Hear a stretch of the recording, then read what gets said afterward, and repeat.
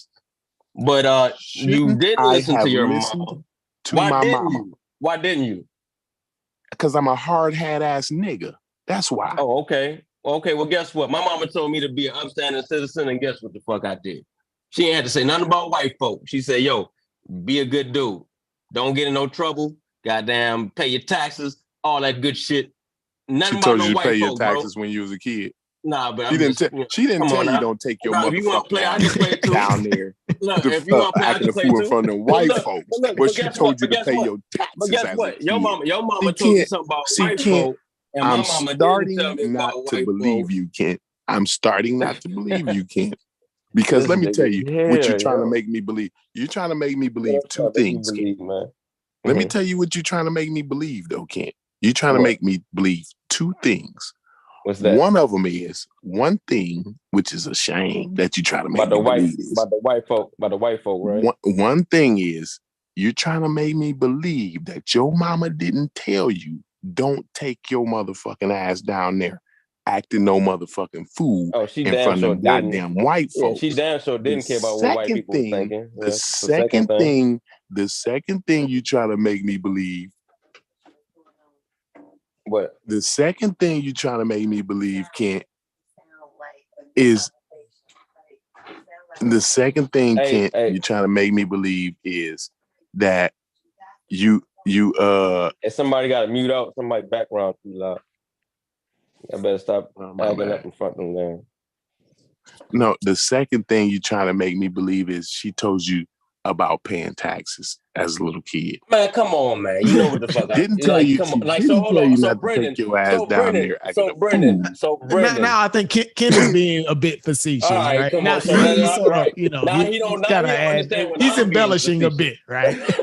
I don't know. I don't know. I get it. Look, now he don't understand when I'm being facetious, right? Brendan, all I'm saying, Corey, which it shouldn't even been that hard. She told him to pay his taxes, though. Well, look, which it shouldn't even been that hard for my brother to understand. Just like early when don't we act was in a damn fool. Go pay your taxes. And do Hold on, bro. All the above, right? Our mamas told us to do all the above, right? Let's just agree on that. Look, so it shouldn't have been that hard for my brother to understand when I'm being facetious and when I'm not, right? Right. So just like early in the Discord, I figured he would have understood what I meant when I said, people being stupid and all that shit, but he didn't, right? And then I said the taxes thing, and he didn't even get that part. But he want people to understand everything that he say when he posts videos and shit, right? I got it, but I just didn't believe it. My whole thing is, which it shouldn't even have been that hard to understand, is, bro, my mama ain't had to tell me nothing about no white people. She just was like, be good and do people right. You know what I'm saying? Your mama told you, don't act a fool in front of white people like she was scared to slave, like you was a slave or some shit, and the white man was coming to take you to the goddamn, take you up yonder. You know what I'm saying? But look, if that's what she told you, if she told you that, then obviously what your mom told you and what my mom told me, then what my mom told me was more efficient because you ended up not even listening to your mama, bro. I listened to my mom. I didn't act a fool, period. Right? I didn't act a fool. Period. My batteries is about to die. Batteries is about to die. I mean to do you like that. I'm gonna say peace to the panel, peace to everybody. Peace and black power, good brother. And heard me, right? But I want to send a message out to y'all. Y'all listen to y'all mama. Look, that message ain't work out for Corey. So look, y'all listen to what my mama told me. Be good people. No matter who you're in front of. Hold on. No matter who you're in front of, don't be scared of that white man like that. He ain't the boogeyman, right? So be good, upstanding people, right? Pay your taxes. God damn it. And goddamn, don't get in no trouble. That's all you got to do. You ain't got to be scared of white man. Okay, they Kent, now, can I say my outro because I was going to go? No. I'm leaving the battery because about to die. my batteries I don't want your battery to die. In terms of your taxes, pay what you owe and not a penny more, right? Absolutely, right. And look, and I don't have no look. Everybody got heated. I don't got Can I please say my this is the brother Sosa. The brother Sosa. I'm gonna do my ending too, Corey. But I'm gonna let you know at the same time with me. I'm gonna let you know. Yeah, well, I'm gonna do it before you. But I don't have no animosity towards my brother Corey, right? Jesus right. I hope he don't got no animosity towards me, right? But yeah, I got animosity towards you, Kent. I do. For real. So it's like that because you don't care about the image of the black man. So I have a problem with that. I do. Okay, well, all right. It is what it is. You gotta join our campaign. Kent. We joined. We started a campaign in the Discord and in the community to rehabilitate the image of the black man. You gotta be able to join that campaign with us. I don't have to tell people that black man. I just do it, and show people by example. No, we do it and we show it. No, we doing it and we showing it, Kent. That's our campaign. And we preach it. Show it too. Yes, and we preach it. But you don't. What was understood don't got to be said, bro. Like it's not understood. Obviously, it's not understood, Kent. Look, if you doing not understood. If you the man, you don't have to tell. Can I say my final words, please, Kent? No, because and then when I leave, you can go ahead on and have a show again. You cut me off. That's all I'm trying to do before the batteries. Before my batteries die. I'm trying to run your battery out so you can go ahead and go. Because you don't even care. You already said you got animosity. Now I really don't want you to finish, yo. I challenge you in the business section of the Discord. Yeah. Take you a good picture, showing your work, put it in there and say, okay, well, this is what we're doing. This is what the black man is doing, right? Mm-hmm. Not these negative images out there. Let's start showing our work out here. Right. And I think this again, even if it projects a different image of black even if it's amongst ourselves. Even if it's amongst husbands, hold on. Even if it's amongst ourselves, that's not what we're saying. I'm gonna let you finish. Go ahead. That's whose husband? We not. And PC Core for your battery died, bro. It's good. Yeah, let his battery die. Let his battery die, Sosa. Let his battery die because he tripping tonight. Go ahead, Brennan. We're just trying to recruit. We're trying to recruit you to the cause. I listen to what he's saying. To the cause. Sosa, go ahead, Brennan. How y'all cutting Brennan off, yo? Brennan was talking just now, yo. Come on, kid. But Brennan was talking and running your mouth for no reason, kid. Brennan was talking and you cutting him off, yo. I'm trying to hear what Let Brendan speak up. Go ahead, Brennan. Go ahead, Brennan. Brendan is a grown man. Again, if you take a look at the business section of the Discord, remember we talked about the idea we should have a business and promotion section of the Discord, right? And we're using that to promote the business image, right? Of even not only the black man, but the sisters as well, right? But because one of the first posts I put in there was Sister Tiffany's tea business, right? We're talking about promoting the business and the professional image of our people, right? Mm-hmm. And that I would say that's what I would say.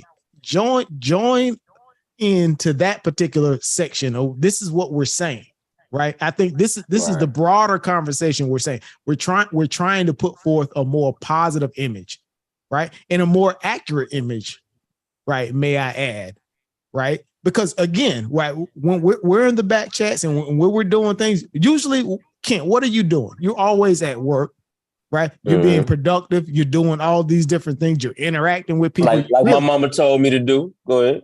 Yeah, right. Well, I don't even necessarily think that your mama even had to tell you to do that. In terms of how you are, raise you to do that, and plus you probably excelled even beyond what she was even saying. Facts.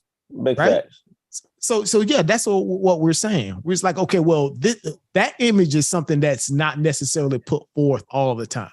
Did she tell you to go twerk? And then Ken just said, I'm a disappointment to my mama. I didn't do what my mama wanted me to do. I mean, I'm a disappointment to my mama. No, you say you like, and when the brother Corey, he kind of started it out because he put in some of like the construction buildings that the big major projects that he did, and doing all exactly. He had to learn his he had to learn his lesson. He didn't listen. All of us did to a certain Kent was perfect. Kent was perfect, by the way, y'all. Go ahead. He had to learn his lesson, right? He didn't listen to what mama said. I almost flunked out of and I'm proud of you. Almost flunked out of college. You know what I'm saying? So yeah, we all did it, right? How about this though? Yeah.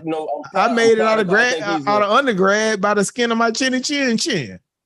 Okay, now am I able? Can I able get my last I words was out, still please? Talking, Corey. I was still talking. I bro. know, but now I want to But get I'm my proud. last But look, I'm words. proud of you because you I changed hope your you life know I'm the around. host, Kent, and I But you can kick changed. your ass out I of mean, here. kick me out Right? then, bro. I hope you know I'm the host, Kent. I don't give a fuck. I And go I to sleep feel right now, and gravity. I I go to feel sleep right gravity now and getting sleep very, good at night. very heavy. You're I'll gonna sleep end good up in the tonight, black hole. and I'll sleep good tonight. Good. I turn the show off. You go ahead. You go ahead and sleep good tonight But because look, you finna be so in the black hole by yourself. yeah, do what you gotta right, do then. right about do now. what you gotta do. I'm finna put you right there. I'm waiting. But yeah, but that's all I would say is like we're trying to recruit more people that actually participate in that, right? And it actually that's on a very serious tip, right? Those who are participants in the Discord, men and women, right? Let's start showing our work in the business section of the Discord. We talked about it. We talked about it, right? We want to start promoting our business efforts and stuff like that. If you got a business, effort going, put it in the business section. Put your contact information. If you're selling anything, if you're promoting anything, put that out there. And then let us, just support each other, right? So that makes sense. That makes sense to us. We got to start doing that more. And listen though, because I was hold on, Sosa. I need to tell you Yeah. something, Sosa. I need to tell you something, Sosa. I heard you. Right. I heard it. Go ahead. It's you specifically because you now I was bullshitting when I said Kent was sensible. He should have known. He should have heard. Yeah, we had this conversation about the black. No. I need to tell you something though. So I need to tell you something.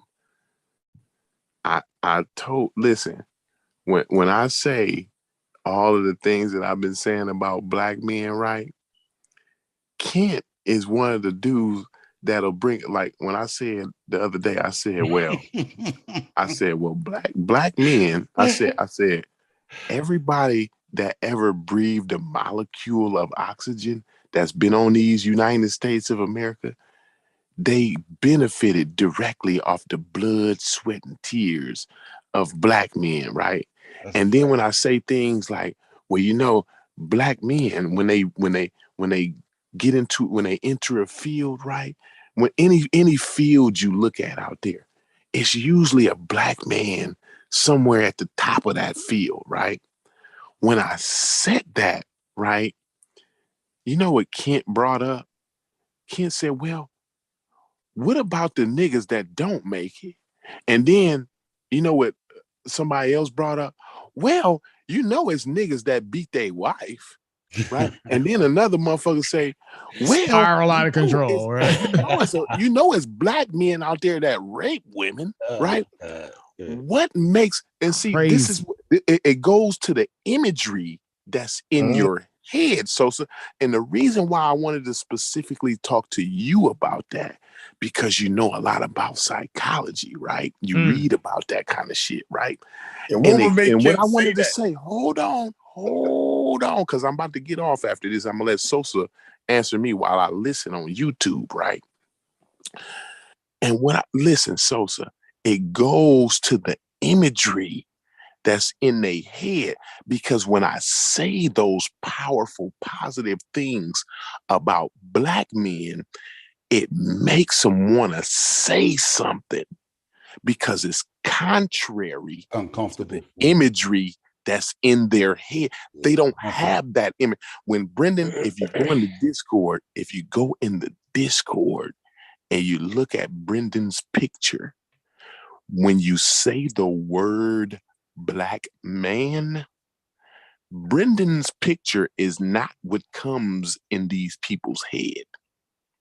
I know this because when I spoke highly of black men, right, they started to think that I was talking about melanin.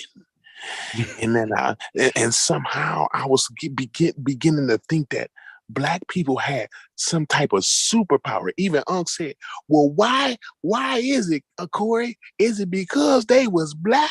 Is it because they skin? They start to ask these questions. They get uncomfortable and upset. And I wanted to ask you, Sosa, why do you think that is? I want to say peace to the panel, peace to the chat. A lie will make it halfway around the world before the truth get out of bed and get his pants on. I will listen to you on YouTube while you answer me. So go ahead. Peace, bro. Peace. What he failed to tell you though, so since I let him finish, right? Because the imagery you have in your mind. Hold on. Let Sosa go. Hold on. No, don't taint it. Don't taint it, kid. I would say people, when somebody responds like that, that's because the imagery that's being portrayed is uncomfortable. It's uncomfortable. Hold on, but Sosa, you wasn't in the Sosa, you wasn't in the Discord. I didn't even get it. No, I'm only dealing with what was presented. I'm not dealing with nothing. I don't want you to speak. Don't do it. Now listen. Let them kind of go in and then come on the ass end of it. Nobody in the chat and nobody on the panel besides we do, but Sosa doesn't know the context of the conversation, right?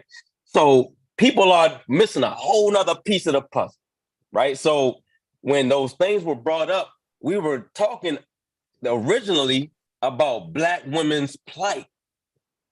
So when he brought the whole black men do this and black men do that in there, the women were like, no, we talked about that before we even had a conversation about the Black women. So that's what I'm saying. We're mixing it up. We had this conversation. You should have just let him answer, Ken. Yeah, that's what I was saying. But he wasn't in the Discord. He wasn't in the Discord, so I'm just saying he don't know the whole. No, he asked him a go ahead. Specific question. Yeah, I was just dealing with what he said. I said, normally when people respond that way, it's because the imagery they have in their head is contradictory to what's being portrayed, and it makes them uncomfortable. So they gotta offer a contradictory position. Because I was listening to the show, Kent, and it's like, basically what Corey was saying, and it was something that you should agree with, is that, in this large scale society where we make up only 13% of the population and the Europeans make up 70% plus, they're mostly the one laying out laws and policy. So the image of the African American plays a role in how these laws and policies are formed. So the imagery, on an individual level, is you don't even ask about an individual level because it's deeper than an individual level. It's deeper than Washington, D.C. or Indiana. So on a whole scale, it is important how African Americans are viewed in the society. And it just so happened that the society that we live in is predominantly white. So we can substitute that for white people. You see what I'm saying? So, and you should agree with that, bro. So it's not that you, as an individual, you shouldn't care what a white person thinks about you, but as a whole, as a people, you should be concerned with how African Americans are portrayed or perceived in the society. Yo, the nigga told me, my mama told me something that she didn't tell me. So if I tell him like, no, my mama didn't say that, she said this, don't come at me and say, nah, nigga, you lying, yo, you bullshit, your mama told you that, you lying. Like, don't come at me like that. But Ken, he's being figurative. I think he's being figurative. Even if your mama didn't tell you, even if your mama didn't specifically lay out white people, the white people are included in the totality. And even when you say the white people, because you hear this a lot, don't do this because the white people looking and they watching it. And man, look how we look in front of white people. When people say that, it makes me cringe because it's like, yo, I don't have to, like, yeah, we're going to be good people. We want to be good people, period, right? But y'all act like the white people are this authority figures that watch over us, and you don't act up in front of the white man now. Like, that's how that shit sounds. When they say the white man, they say white people, they're talking about the white people. Yeah, they're talking about the society. They're talking about society. They're talking about the society at large, bro. Yo, and it's important to how we're portrayed amongst the society at large. So when they said, when they talk about, you know what, the white man holding us down, they're not talking about Jeffrey on the corner. They're talking about the society at large, bro. Like, come on, we know that. So the society is white people. In public, just say in public. Just substitute when they say don't act up in front of white folks. Just say don't act up in public. Yeah, I mean, basically that's what they're saying. Don't act up in public, right? Which is in public society and outside. Yeah, right? I mean, I think that's yeah, what that's yeah, I'd rather, that's you know what I'd rather say though to my children, I'd rather say, yo, That's just cute. be good people, period. right. You know what I'm saying? Don't be Brother good Haskell. individuals. Like, because you know what that does is it puts a sense in their mind, like, yo, the white people are the ones that you really gotta, you know what I mean? It just puts that in their mind already. the white people are the ones you gotta what? You put an authoritative symbol on white folk. The white people make up the majority of the country. So they are going to be majority responsible for the laws and policy, right? You ever been on a job, yo, and like You didn't answer the question. You just went to something. oh yeah. You're right. No, you're right. Crazy. I'm trying to think because I don't think y'all like, and I know Chef don't understand what I'm talking about. But I'm saying you done been on a job. You done been on a job to where black people be out there, yeah, you know, they be talking and shit, and then a white person walk down the goddamn aisle and they tighten up. Like they like we on a plantation or something. You better. Like this shit. This shit is sickening to me, yo. Like it's people are really scared of white folks. But it's bro. like when we had these, like. but when we had these different conversations, right? And we'd be like, yeah, sisters need to, we want sisters to behave a certain way. And then a nigga will bring up a sister who a deadbeat. It's like we're not talking about them, bro. Like we're not talking about. Even when that was brought up, it was like a different context that we like. Yeah, it was like you got to be there, Sosa, to know why they was bringing those things up, because Corey was wrong on a couple of points he was making in that conversation. But I mean, like if we don't have a full conversation, then we're just gonna be going off of what the surface look like. Yeah, but I'm saying, but you do agree that the African American image is important, how we're viewed in society, right? You do that. You do agree that's important, right? Yeah. Yeah, and that the reason that is so important because is that we don't control that the majority of the laws and policymakers are Europeans or white people. So how we're viewed and perceived amongst those majority of people, those white folks, filters down to us and can impact us negatively. So watch how you act out there in front of these white folks, bro. But why do you feel the need that, like for instance, you just explained something I think that was very, very interesting, right? And you said that certain people will tighten up around, you would see white people come around, they would tighten up, right? Or how you kind of explained it. Right? Mm-hmm. Why shouldn't you be tight or anyway? No, it's one thing. So it's one thing to do your job and do, you know what I'm saying, and finish and do your work and shit like that, right? But it's another thing to be fearful of white folk, like they hold some high, you know what I'm saying? I don't know if I can explain it to you. I don't. And I guess what I would say is it's not about I've seen a motherfucker about on the job. Hold on. I've seen a dude go above and beyond being super nice. Like, oh, hey, how you doing, sir? Oh, no, right along this way, sir. Like, just being I see what you're saying. Outside of it himself, right? Outside of his normal self. Right. And all you have to do is be regular, do your job, nigga. Just, you know what I'm saying? Get your shit straight and, be straight. But to go above and beyond is like, man, the white folk coming. That shit sound like that to me. Do you think? Do you not think that they don't do the same thing when their customers are around, or when people come around that has some influence over that white folks? Exactly. Right. Like for instance, I'll give you an example. Right. If we're in a business meeting, and like from my sales team, and we're talking amongst each other, right? Black, white, women, men, or whatever. And then when our customers come into the room with purchasing decisions, do you not think that our mannerisms and our behaviors become very different? Yeah, they say that one more time. That last part. Again, as an example, right? This, like for instance, like, okay, well, if you have a sales team, a mixed sales team, right? Fixed black people, white people, men, women, young, old, right? We're all in here. We've got the same particular goal, right? We're trying to actually sell to a customer, right? We're all in a business meeting. We're in our corporate office early, right? And then when our customer comes in, right? Do you not think our behavior changes, right? When the customer comes into the room? Of course, you get professional. Of course. Yeah.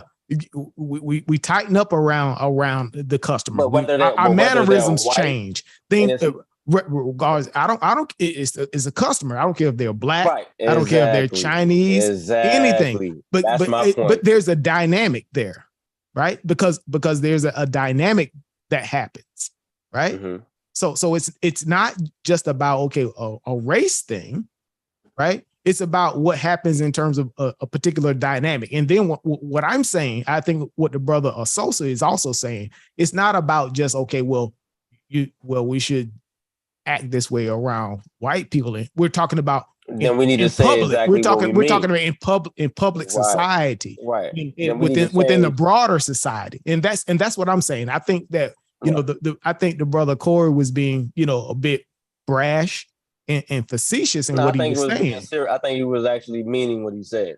I think he actually meant what he but here's my interpretation. What the grandparents just meant when they said it like that. Right. They were like Neil deGrasse Tyson, but that's what they meant when they were right. They were a bit more. They weren't as they were a bit more brash in terms of how they spoke. Right. For a reason. Right. They didn't. Yeah. So I think this is what we're saying. If that kind of makes sense, a bit more sense to you.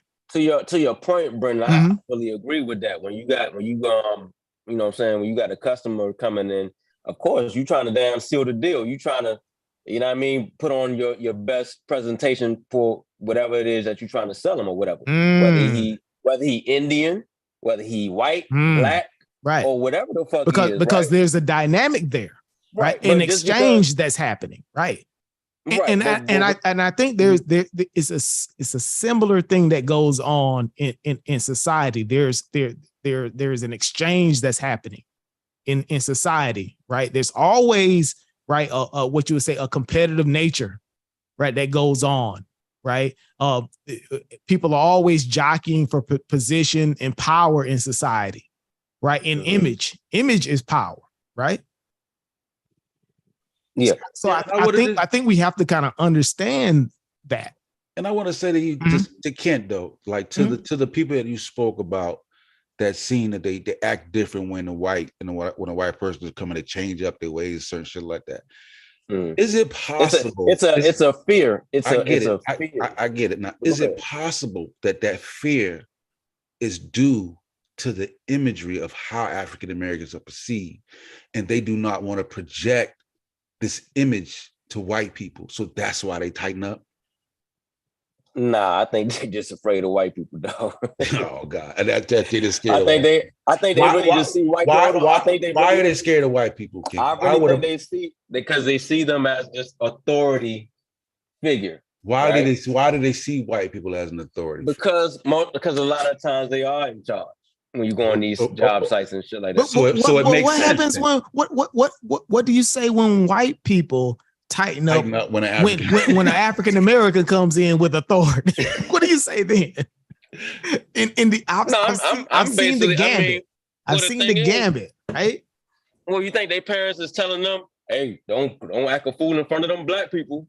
No, absolutely not. You think they doing that? No. That's why I say Corey's being facetious. No, nobody's getting that lecture. And at the same time, can't they have a different relationship with this society and African America? So of course a white person would. Why would the privileged community have to make mention of that? You're talking about the people that come up from slavery. Like you talking about your grandmama. You know how close your grandmama is to damn slavery, nigga. Like most probably her mama was either her mama or her grandma was a slave, bro. That's close, bro. So what I'm saying is, right, I agree with you, Brendan, on them, you tighten up with the when your customers come in, right? But we ain't about to just exclude everybody else and say, yo, white people. Well, right? yeah. You're not like, okay, So just that an goes- average. Like if you're so- sitting at a restaurant, the average white person comes in and they just completely just become a, right. So I don't think that same Nobody person would say. would be doing that. So look, so it goes back. To You know what I mean? So look- So I think we're taking it out of context. Hey, Brandon, Right. like this black person, right? Like he eating a burger at Burger King, and the white person come up and It he is talk. like, He how sit up, you he sit doing, up straight, guy? wipe his mouth. You know, Yeah, come on. why not? He's Y'all putting never- look, he's putting all right. he's putting the paper napkin in his shirt collar. Like, come So on, check it. bro. So That's not check what's it. happening. That's So the not what only thing I I think. said, You know what? It's like So the only thing I said, which I think Corey should have agreed with me with, I don't know why the fuck he would disagree with this shit, is my mama told me, yo, just be a good dude. He ain't throwing and the white people in there. Sosa, more than likely, if it would have been like an authority figure that came into the room, no matter what color that person would have behaved the same way. Yeah, you tighten up. It was It's like it just happened to be a white person that came in, right? It was And he could be at a job with this white person. He knows the manager. This is what they talk. We don't talk to. You know what I'm saying? So I don't want him to see me doing something that's out of place, and then they go and talk amongst their friends or whatever, and then that information of me being clowned or not is now passed along, and I'll proceed a certain way. There's all types of dynamics in play. You know what I'm saying? Oh So, yeah, absolutely, man, like, absolutely. yeah, they So, just, again, everybody in corporate, everybody's jockeying for, like I say, position, image, power, all these things, right? Because it translates into resources. So people do things for resources, right? Right. It's not like they're scared of white people. I don't think so. Man, look, white person come by, shit, I treat them the same way I treat them as if a black person came by. I'm not gonna act a fool, period. I'm gonna be a good dude, period, to him. You know what I'm saying? I ain't gonna. That's just. And I think that's the best way. I think that's the best way. I think you should be correct all the time. All the time. We've always been Right. taught, though, even especially the old generation that was raised by their grandparents. So it was always this way at the workplace. Right. So look, whenever you're doing some work or whenever you're not doing nothing, whenever a white person show up or somebody in a particular position of power, you act like you're busy. But a lot of times people do it on the job, regardless of where, if any manager, anybody up of a position of power walks in, they act like they're busy. It just so happened that we're in a society where majority of the population is white. So in most cases, it's going to be a white person that's walking up. So that antidote is going to be. So you never been on a job. You never been on a job, Sosa, where people will take the white manager more serious than they take the black manager because they feel like they can be more like when it comes to Now black you're people. talking about, of course. Now that's crazy. Look, that may be a little different, but that's a different dynamic because you feel like, because we already know how black people, but that's a different dynamic because now you talk about within racial groups. That's different. You can't just cross compare like that. It's different.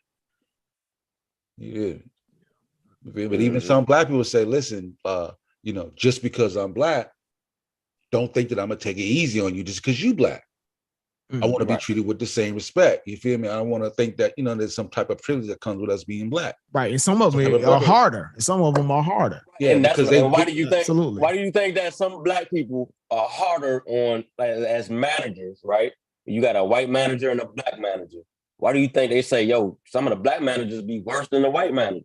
Why do you think that is? Because they're in a position of where they got to be in control, and they don't want to be looked upon at amongst the white people as if I'm being biased towards. So sometimes they overcorrect. Right, because they was told what? Please the white man. They don't want to look like I'm showing racial privilege because he's black. So sometimes they. But do the white people do that? Do the white people do that to their employees? I can't speak for all white people, but I'm sure it happens. Bro. I'm sure. I'll give you an anecdotal example. I guess for one of my first black, actually not one of my first black superiors. This is when I was working with the state of Georgia, right? He was very stern in terms of how he worked and how he managed all of his people. Right. And he would never show me any favoritism, right? Outright. Right. But he would always give me opportunities, right? That would be a little bit better, that would show that he was kind of giving me an edge. right? But it was only until like years and years, right? It took me almost 5 years, and it showed up because, right, at the end of the day, I had a lot more experience, right, doing things that other people on the team may not have had. But he would never actually show a favoritism outright, right? And he was always on me harder, right? So again, you have to be careful, right? Because people do their things in their own way, right? Yeah, So, and he's coming out of an element also to where, you know, you like if he's looking at you, right, and he knows, like, listen, I came out of society where, you know, being equal is not good enough. You got to be better. You got to be better. So he might be harder on you. Yeah. Not because he hates you. Right. He's trying to build you up because he's like, listen, bro, like, right. I know what it took for me to get here. Right. I had to be the best of the best. You know what I'm saying? I had to be undeniable. So they push you. So sometimes sometimes you hard. It may be incorrect. Sometimes it may come across wrong, but you got to also give. At the end of the day, it comes out better. At the end of the day, like I say, you won't see it until later. It takes you time to see it. It's like, well, maybe this whole time he was giving me some favoritism. Yeah, right. Because he would never, like, for instance, if I would disagree with something he would say, right? He basically is like, well, what makes you think that I'm interested in, you know, what you're disagreeing with? What do you mean you agree with me? I didn't ask you to agree with me. It would be all these kinds of things, right? But again, he was prepping me both mentally, right? Yeah. So he, you know, and technically, right? Because he was giving me opportunities, you know, with things that, you know, other people may not have had been privy to. So, yeah. And you see that same dynamic sometimes with the coach and the coach's son when the coach's son plays for the team. Yeah. He coaches his son harder because he don't want the other players to feel like I'm showing favoritism towards my son. You know what I'm saying? So he comes out even harder on. That's a good example. Yeah. So this is how it is, bro. Hey, I want to say something, man. What's going on, Haskell? Peace. Man, how y'all doing? How y'all doing, man? Yeah, bro. Man, I really like how you held it down tonight, Ken. You stood your ground, brother. You know, I appreciate that, man. Somebody oh yeah. Yeah, definitely stood on all 10 because, you know, what Kent is talking about is what any man would feel. There's a biological urge of a sense of powerlessness, right? This idea that, oh, don't act out in front of white folks, right? And it would make sense that it would come from a woman because that's how women interact with the world. Like, naturally, they don't have the means to impose their will on their environment, right? So they seek to be as amenable as possible in order to make inroads in society, right? But ultimately, as a man, your natural instincts are gonna kind of recoil at that. Something inside of you says, like, you understand that there's a disparity there, right? And, you know, for the guys who say, you know, be twice as good and all that, we get it because of the dynamic that we're in and the social, you know, and power disparity. That's a reality, right? But I don't know if that mindset will be the one to get us to where we're in the power position, or we change the paradigm, or we change the dynamic, despite the numbers. You know, forget the number disparity, right? Because if you look at the Jews, everywhere they go, somehow they manage to, you know. Jews are white people, bro. They are, but nonetheless, right? Yeah. You're never gonna respectability politics your way into a better group image, right? The only way you're gonna control your group image or change your group image is by the acquisition of power, right? Because. But did they do it? Well, let me ask you this. Did they do it, but did they acquiesce power first and then change the image, or was the image changing and then they acquiesce power? Option A, definitely. Most definitely. You know, when you control the media, you control the means of production, you can make your image whatever you want it to be.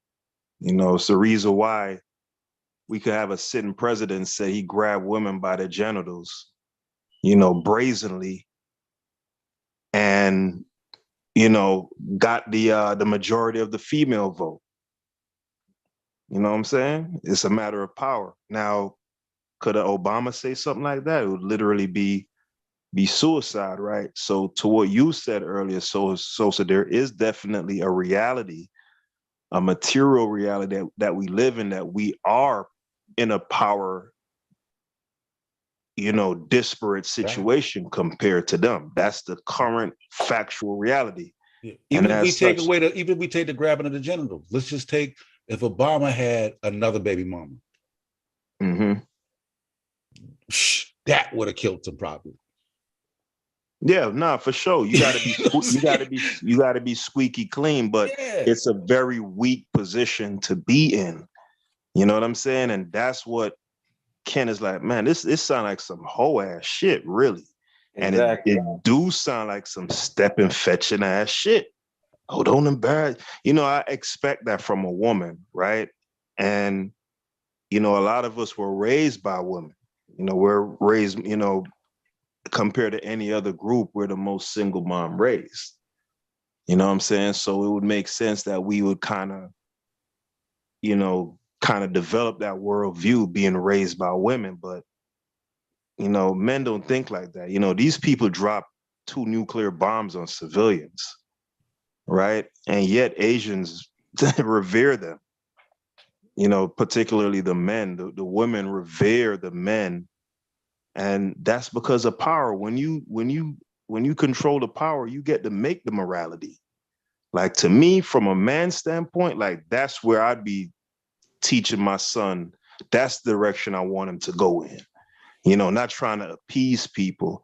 Now, at the same time, of course, I'm gonna get him to understand what the current situation is. If your head is in the mouth of a lion, you can't be acting tough. Right. You know what I'm saying? So I do get what y'all saying from a certain standpoint, but that don't embarrass, that's some old, that's some slave ass shit. Yeah, that's some shit we need to retire, bro. Like, just the phrase alone, bro. Listen, like, and I know I'm a hypocrite when it comes to this, so I accept that. When you look at our music right now, in the culture of rap music, bro, like, that shit is detrimental to us on a world stage, bro. Like, we gotta see that shit. You know what I'm saying? And it's like, and if we don't speak out against it, then who's gonna speak out against it? You can't just say. And the reason we're saying that is because, bro, that imagery in this society, you're making us look like trash amongst white. That's what we're saying, bro. You're making us look like ignorant people in front of these white folks, right? In front of the larger scale society, you're portraying our image in a way that's detrimental to our plight as a people. That's what we're saying, bro. Nah, for sure. Listen, what you're saying is not, it's not unfounded, because it's not just with white folks, but even globally too. Like, if you go overseas, like to Asian countries, they're gonna think, oh, you a rapper, you sell drugs, because that's what they see on the televisions for the most part. But again, it comes back to a power thing, right? So to me, it's like the way how you're advocating to go about it, it's like trying to dam up the Hoover Dam with, like, some cheap caulk or something. You know what I'm saying? Hey, like, so I want to tell you why that came up. Why this man the pull? Yeah, because y'all forgot why. I charge that phone up. Watching Haskell. Damn it, man! I swear to God. Hey, Corey, the gravity. Cannot get a word in edgewise. I feel the gravity. I swear to God, you can't get a word in edgewise with you niggas. I feel the gravity. I feel the gravity. I got the juice now, Courtney. I feel the gravity, brother. Go ahead, man. Go ahead. No, you got it. All right, y'all done yet? Go ahead. Now the reason why I brought that statement up, or that comment up, right? that everybody's mama told them, whether we want to deny it or not, right? In those words that I said. Now y'all can say my mama would never think them something like that. Shut the fuck up lying to me, right?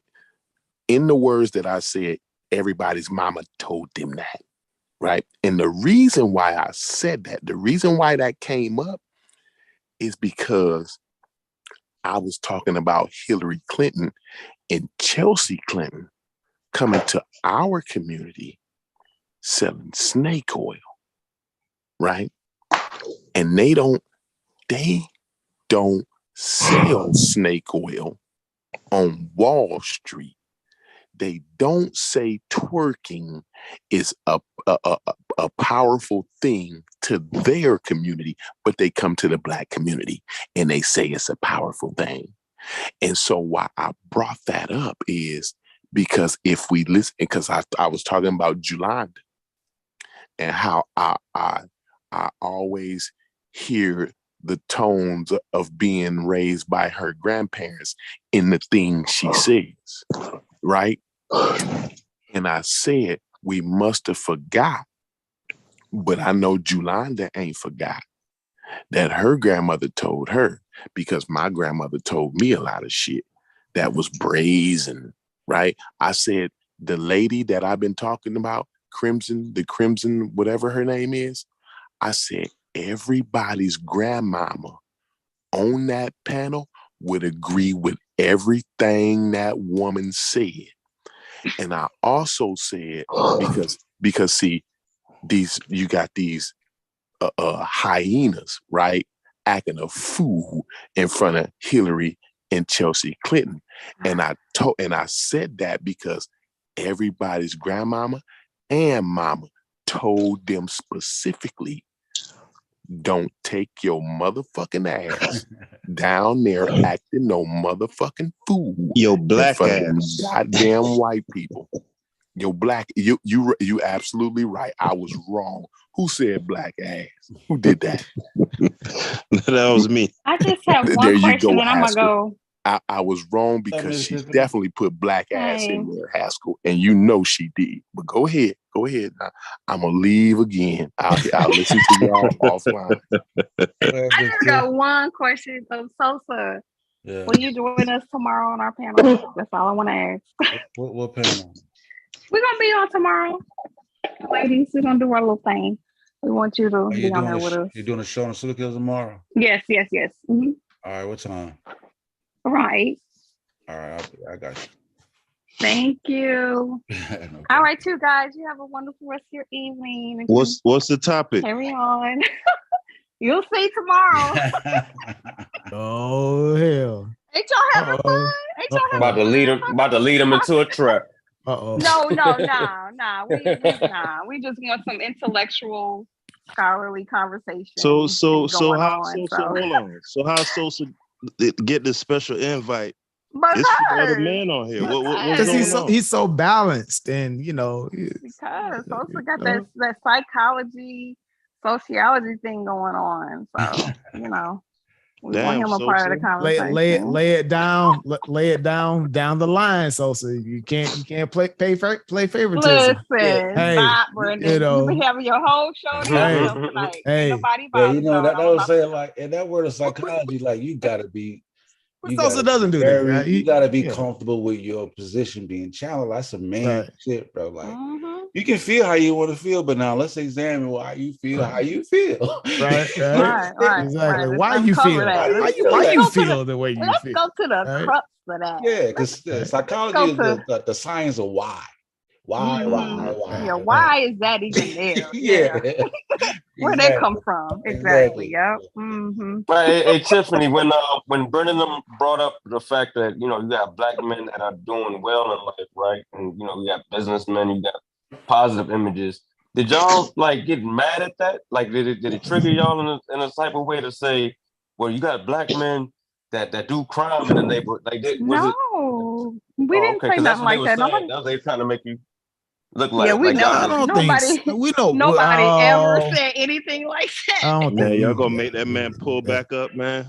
We didn't do nothing like that.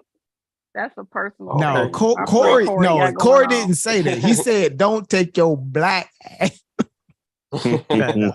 Yeah, that's why I'm like, y'all doing y'all thing tonight. Nobody bothering y'all. I just heard that Sosa was on here, so I just wanted to make sure so you just came for we got the word out. Yep, I saw him on here. She's throwing she's throwing the web out a little bit, just a little promotion. I don't like this for the show tomorrow, right? So that's what's up. That's what's up. Right. So we'll be listening in. We got to get our popcorn, right? So get the popcorn going now. On mute, right? For sure. Nah, Sosa's not gonna be the only male there. Of course, we wanted him a part of that. We wanted him a part of our. It's not about the sisterhood. We want to have a balanced discussion when it comes to these particular issues. We don't want it to just be one-sided. We need to have the balance of the male and the female. Right, so we want, we want a very balanced male perspective, and I think that Sosa is one such male that can provide that. That'd be great. That'd be great. There you have it. All right, we'll be looking forward to it. As opposed to the He-Man He Club over here, right? Exactly. Yeah. You should have got. I'm gonna be nice. Hey, Sosa, don't go over there acting like you henpecked. I'm me. Nah, we just. I'm so sorry. Level-headed individual. I get the jokes, baby. I took them shots Haskell threw at me. You know what I'm saying? I go for the bait. I know the bait was. Haskell told me we're acting like step and fetch it. So we all you know how we do it, right? And with that, I'm gonna beat you all a good night. Shot. Have a good one. All right, peace. One shot deserves another, right? We don't get too uptight about it. I think that's the great thing about the community, right? We don't get too uptight about this stuff, right? Nah. Yeah. Hey, another thing too, man. Like going back to the whole, respectability politics thing, right? Your group ain't gonna never be pristine, right? So there's nothing that's gonna stop another group that wants to portray you a certain way. So let's say you could clean it up 95% of the way. They're gonna magnify that 5%. You know what I'm saying?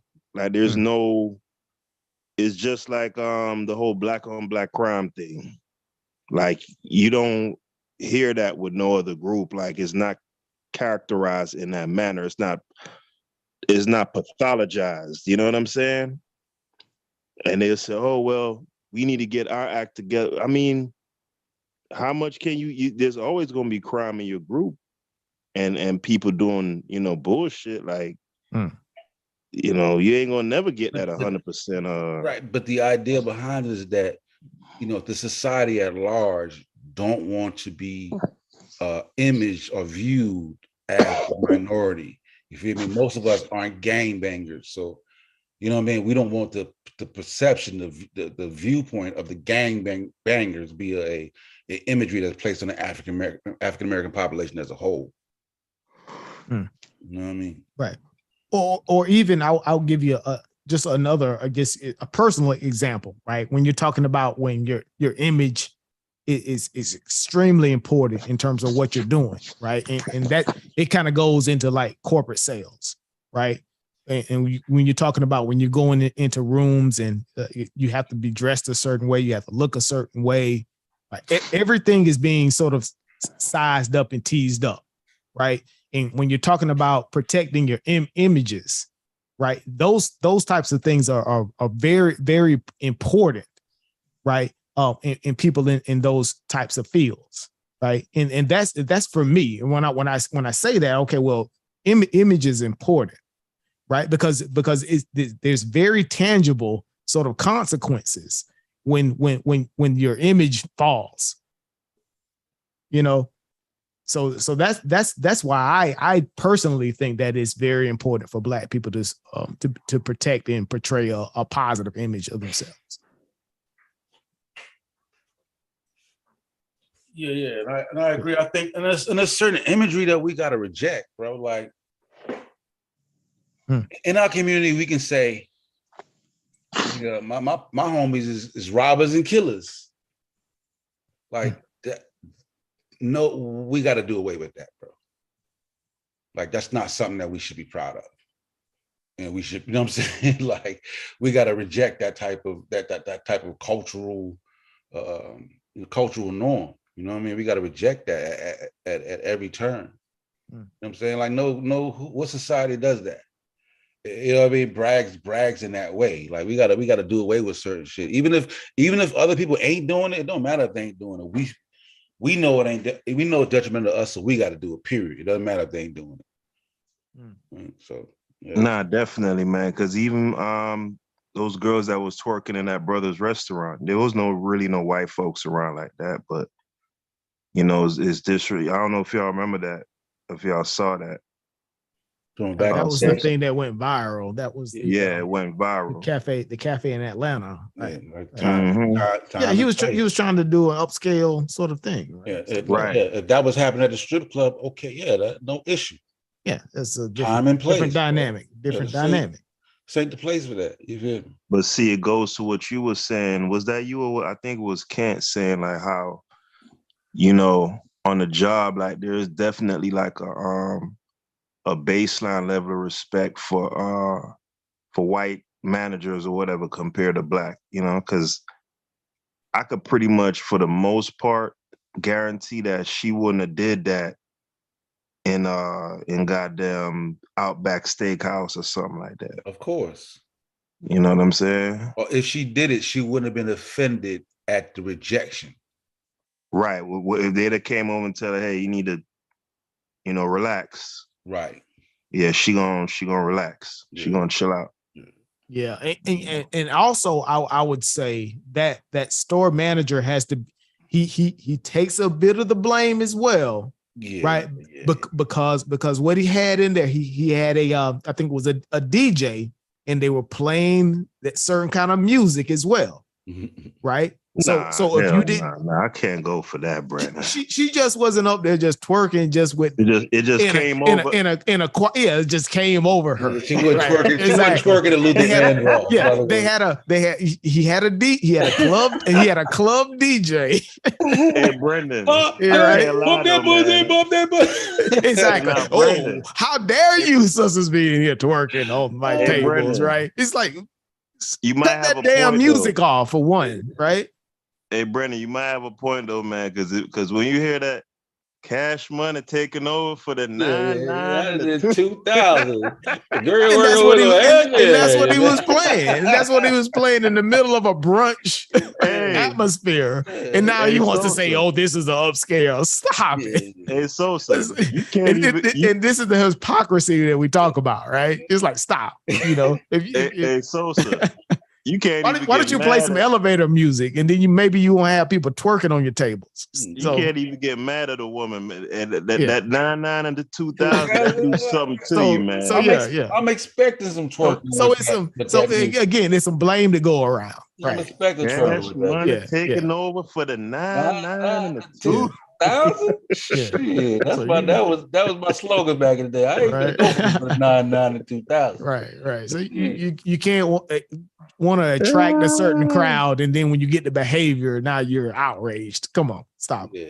Nah. I'm joking though. I can't put none of that at his feet, whether it's Juvenile or goddamn Luke playing or whatever.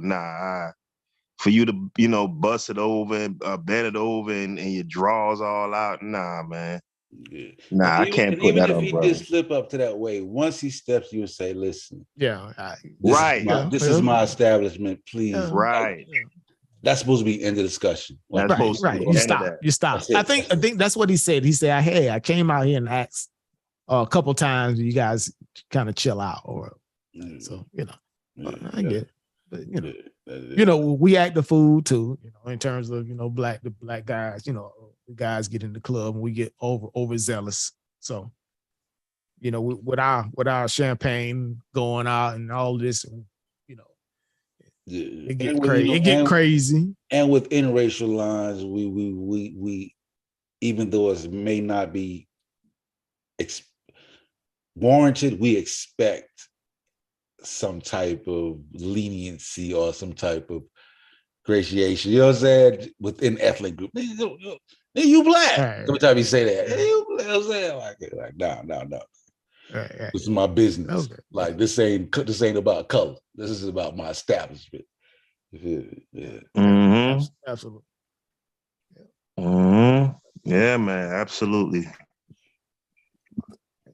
Well, maybe I think the conversation tomorrow. I guess this was part 2. I guess we'll see a part 3 to this. This was part 2. This was part. You got to go back and watch part 1 from last night. This is the pseudo killers battle of the sexes. Hey, so hold on. Did Stu Peace get into his whole deal about gender roles and all of that stuff? Today he didn't get it completely off. I think he got a little bit of it off. Again, Stu Peace, he comes in a little bit late sometimes. We got to get the link out earlier for the brother. So he came in a little bit late today. But again, this is part 2. So it sounds like we're gonna have another part, because I don't think the sisters had their chance to come in and really speak their part. They kind of stood back, and then they're gonna get their show to do their the third. I would say the third and hopefully the final episode of our Battle of the Sexes conversation, right? Because if not, this is gonna go on forever. Yeah, this should get too contentious. And it's not like, it's not like everything is not black and white. There's a lot of gray. Yeah. A lot of gray area. You know what I'm saying? And it's a lot of subjectivity. You know what I'm saying? Like, you know what I'm saying? Like, I feel this way. I feel like I can't say you're wrong for feeling that way. You can't say I'm wrong for feeling this way. Yeah. You know what I'm saying? You don't see what I'm saying. Well, you don't see what I feel. Right. All this thing. Like, because when you deal with, especially when you deal with women's right and sexuality amongst women, or black women specifically, that may go against societal norms. You know what I'm saying? Because like you talking about, okay, well, remember there was a fight for breastfeeding. That was viewed as like, yo, obscene, right? Obscene, like, come on, yo. You know what I'm saying? Like, this is like, it's a lot of gray areas with that. You know what I'm saying? That goes that you can understand from a woman's point of view, that may also be a slap in the face against societal norms. You know what I'm saying? Oh, absolutely. Like, men, you can walk around with our shirt off all day long. It's not what I've seen. Okay, so but a woman can't. You know what I'm saying? Like, yo, you tripping. Like, you know what I'm saying? Like, it ain't even close. You understand? So it's like, it's a lot of gray area, bro. A lot of gray area. Right. Hey, but it's a lot of dudes who be, voting for equality on that one. Yeah, right. To your girl out there. What's wrong with the indigenous nudity, right? To your girl out there, indigenous. You like, yo. When we was in Africa. Hey, stop it. Right? Oh, hell. You trying to have that indigenous white rapping. There, you like, yo. We're not Aboriginal. We straight European with this. What looks good on her, you better not put on, right? No. We straight with these white folks on this. We not on that average. We straight European on these with these shirt tops. Right. Exactly. Right. Everybody knows that their wife has that dress in the closet that she can't wear outside of the house, right? So yeah. Right. Even though that's the same dress she got you with. Yeah. There you go. There you go. So see, stop. See, this is why we can't trust Sosa on an all women's panel. See, I'm telling you, Sosa sisterhood. That's that real though. That's that real. That's that. But you speaking facts. You speaking facts though, right? I'm in Atlanta. Like, the strip club scene is like a norm. You know what I'm saying? Like, not just for men, for women. Like, that's where you go. Like, a strip club is where. That's when the music break. Men take their girls to the strip club. That's like, you know what I mean? So it's a different type of dynamic with strip clubs in Atlanta compared to other places. Because coming out of Charleston, it was total foreign concept. You know what I'm saying? Like, coming to Atlanta was like a shock, like a complete culture shock for me. You I mean, it's a different type of dynamic in Atlanta for sure. Absolutely.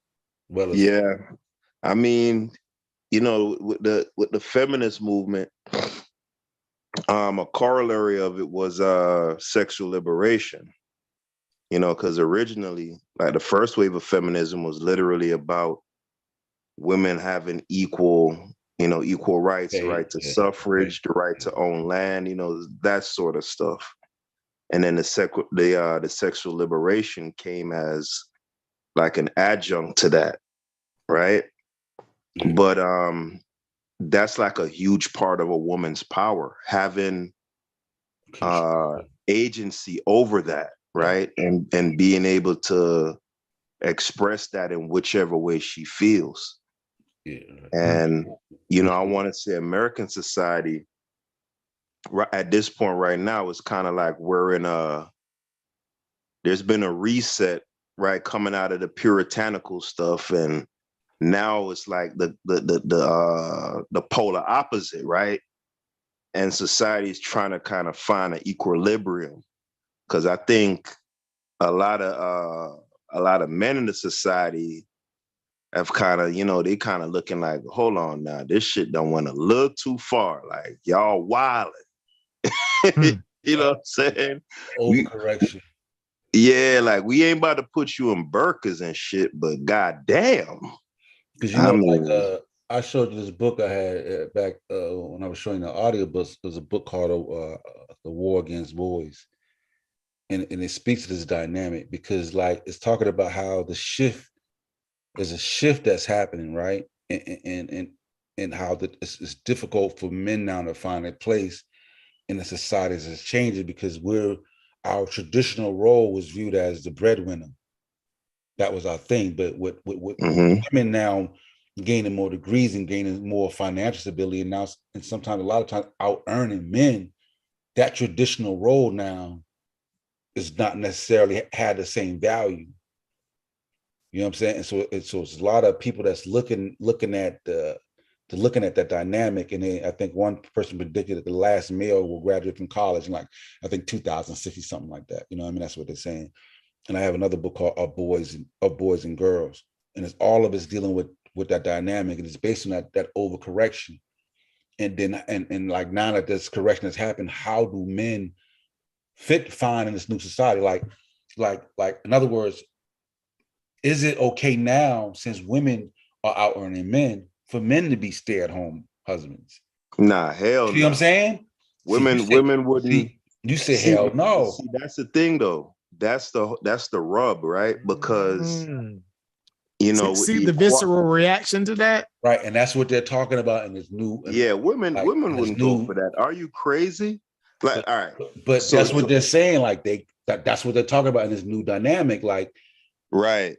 It's kind of schizophrenic. It's you know, there's a bipolarness about it. Like if it were equality and it was like real equality across the board, I think men for the most part wouldn't have an issue, really. Like, all right, I could rock with this. But it goes against, because think about it now, because once you as a man you take that role, what is your power like in the household now? Because you also succeed power, like the women succeeded power to the men who dominated financially. You know what I'm saying? Like there's a type of control that comes with, you know what I'm saying? So it's like, it's crazy. It's crazy. Well, I won't say it's crazy, but it's something that we have to get ahead of and deal with. Yeah, you see it more and more. Changing.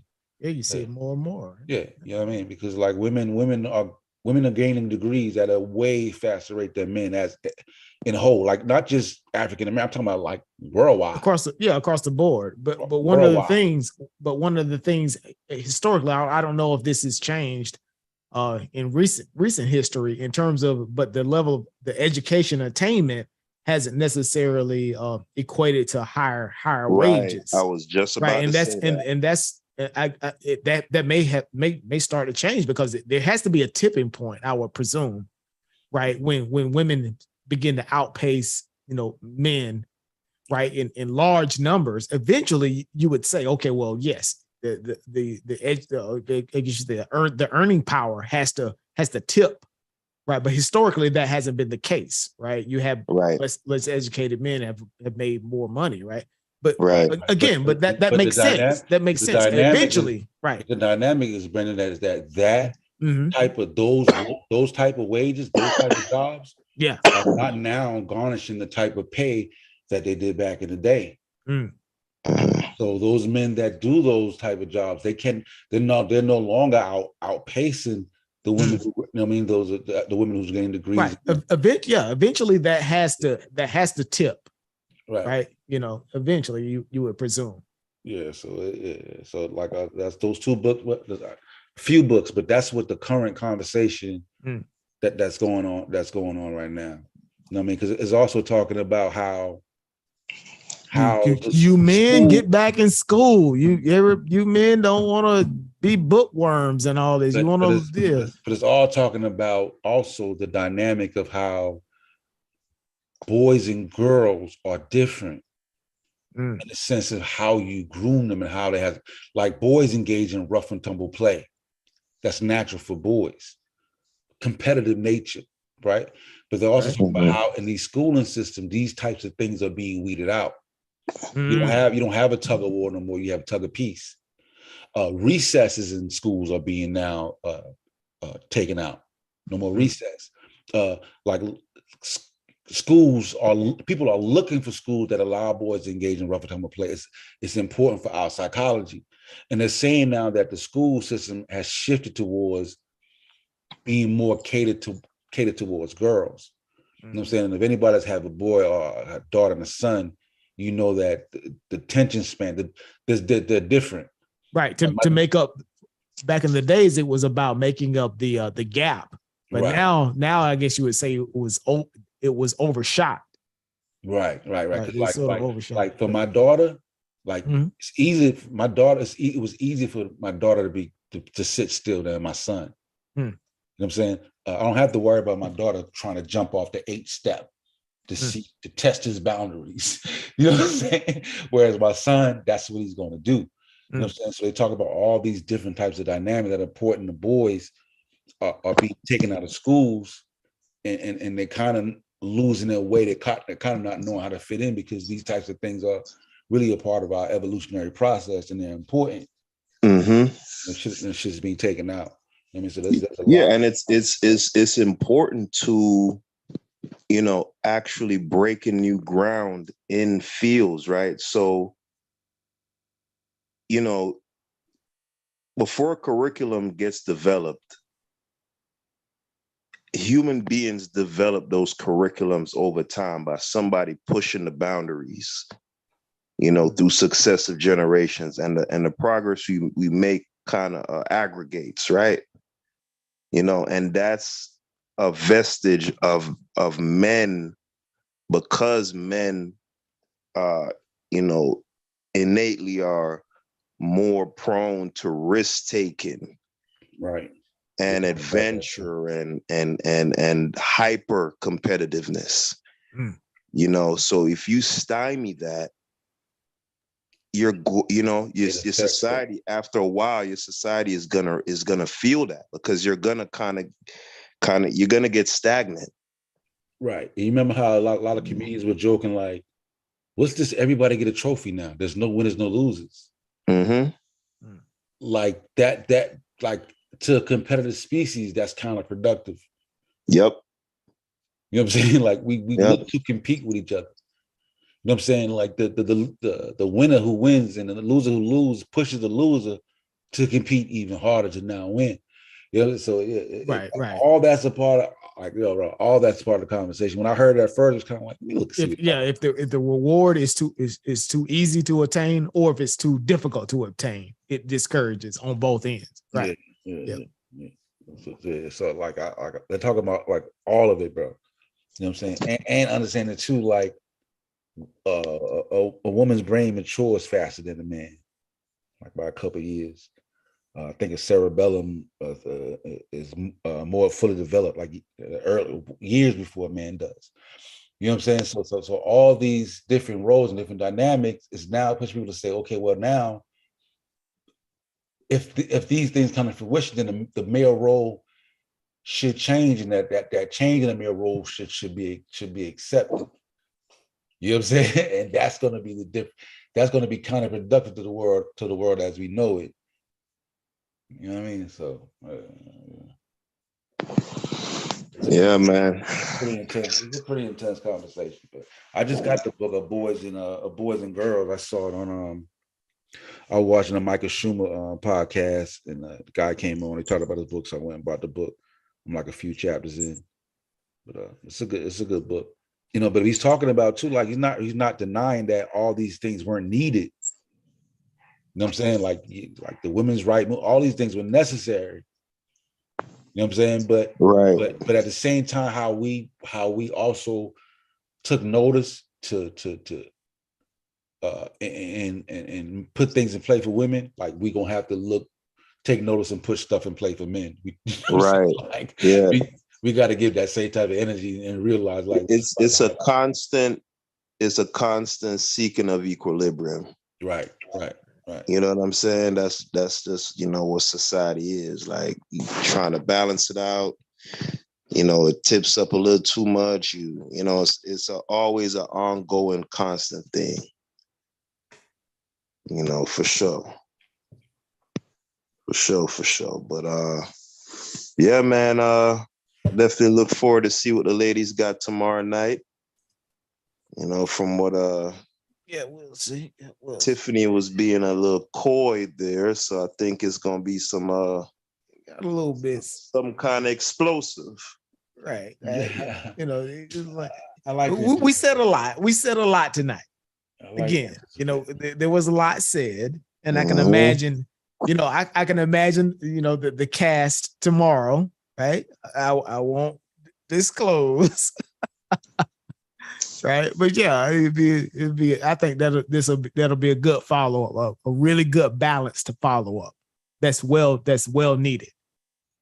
I mean, it's only so many women here, right? And Peter, Haskell, you know, Tiffany got that smoke. You know, Tiffany, yeah. She got smoke, and then plus she got backup. She got backup too. She's very well, well versed and studied in what she's talking about. She's not like she ain't just swinging from the rafters. Right. Yeah, it's gonna be very, very sensible. Right. I wonder if women feel like America right now is like, kind of in terms of how we treat women and, you know, women standing in society, do they feel like for the most part we've arrived, you know? Because I can't think of any other country. I know there's some countries that are considered even more feminist than America, like New Zealand and Australia and some Scandinavian countries. Yeah. But I can't imagine, you know, women still kind of feel like America, you know what I'm saying? Because, you know, for the most part, man, you know, the world's a woman's oyster in America. Like, shit, man, compare the goddamn shit. I saw they crack this young lady over the head in Iran, Sosa. Yeah, but see, the whole thing is like... You heard about that? No, but when you say Iran, I'm like, I see that. Yeah, that's a yeah. The whole thing is that, okay, Brendan, because she had her burqa on, right? Yeah, that's crazy. She wasn't wearing it correctly, Brendan. Yeah, that's crazy. But so listen, they cracked over the head with a baton, bro. Yeah, that's crazy. But then I will also say, Haskell, should America and where we are be viewed on its comparison to other countries? Or should it be viewed just as a standalone, as where it should be? Doesn't matter what, right? It doesn't matter if rape is legal in Iraq and it's not in America. That don't give us, that's like, we don't get no points for that. Right. Should we be just one of the best standards? Yeah. I always say we should be judged on the best standard. Yeah. Right. So, look, if you was in Iraq, sis, you know what I'm saying? Like, you don't want to say, could always be worse. Could always. Iraq represents the extreme end of it. the other extreme, right? Right. But even in other countries that are not so extreme, it's still more male centric, but not crazy like Saudi Arabia. You know what I'm saying? Yeah. Yeah, I want to say if it's on a spectrum, America is definitely much more to the left than, like probably like 90% of the countries in the world. Yeah, but that's coming out of a time where war was important. You know what I mean? So, war was like vainglorious for men. I'm saying like most of your generals, your emperors, your people were warriors. They that's how they gained their prestige through war. Julius Caesar, you know what I'm saying? Name them. You know what I'm saying? Like that's how they got their accolades. Right. But now, as you move into society where war is really more looked at as a zero-sum game, so the last resort really is war. You know what I'm saying? So that type of prestige that men carried from that time is like don't carry the same weight as it did back in the day. Right. They I think Plato calls it you had the gold classes, which were the warrior classes, and then you had, like you said, you had the philosophers and the politicians, and then everybody else was below them. Right. So if you weren't a soldier or a politician or something like that in the ruling classes, you weren't necessarily considered right at the top of echelon. Right. Yeah. So and it was crazy in that book too. And it hit home. He was talking about how men, how traditionally our view and how we view ourselves as disposable. We're in a sense disposable life forms, in the sense that we're conditioned to throw our life away for the betterment of society. That's always been our role. Right. To sacrifice our lives. You know what I'm saying? Right. And even to this day, when you look at like some of the prerequisites of being, in positions of leadership in the country, even in politics, right? They look at, like people who were like, ex generals and military people and all. They always seem to rise to higher political power, higher heights there. So there's some bleed over even in our society there, right? So in terms of the politics and the militaristic sort of leadership perspectives, right? That still comes into play today. Yeah, right. Think about it. President. Yeah, most of your presidents were always ex-military or you a draft dodger? Oh yeah. Oh, come on. You know what I'm saying? Like that's part of the that's a stigma. Right. Hey, but guys, that's informed by biology too, because if you lose like a whole bunch of women from your society, it's going to be much harder for you to replenish your ranks, as opposed to man. One man it's better to have 20 men and 1,000 women on the island than 1,000 men and 20 women. Right. So from a biological standpoint, men's lives are more disposable than women when it comes to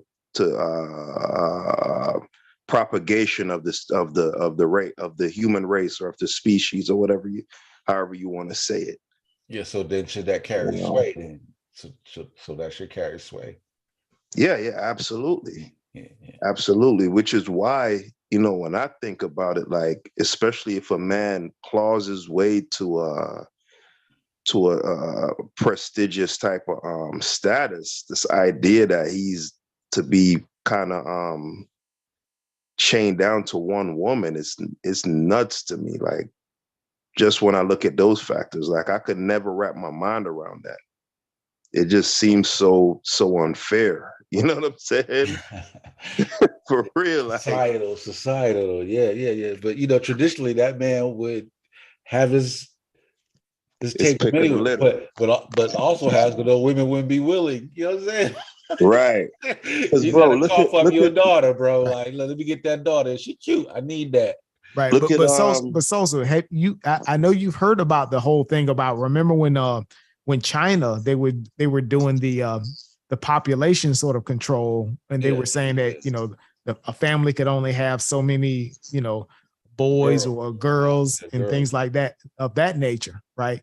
And at this point they've relaxed those ideals, right? Because at this point when you're talking about that now China has an aging population as opposed to what's really required to maintain its workforce, right? And for that. So I think there was some unintended consequences, even within China with this population control policies, right? So there's a lot of So people, the societies have to be careful with those things, right?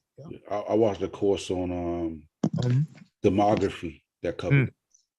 Demography deal with that population. It talks about the balance between elderly age and working age and the importance of that type of balance. You have to balance that.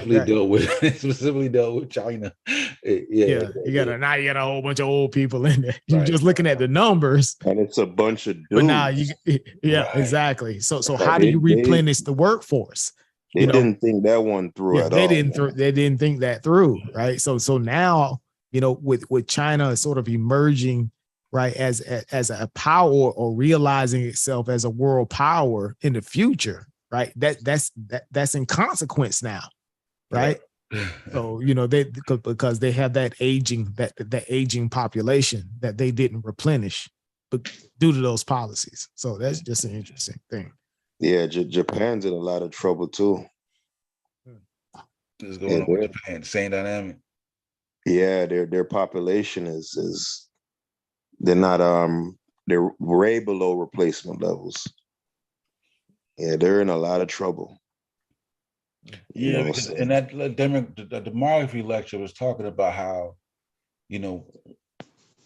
once you reach a particular age group, right, you need that working group to sustain your population and also to tend to the elderly.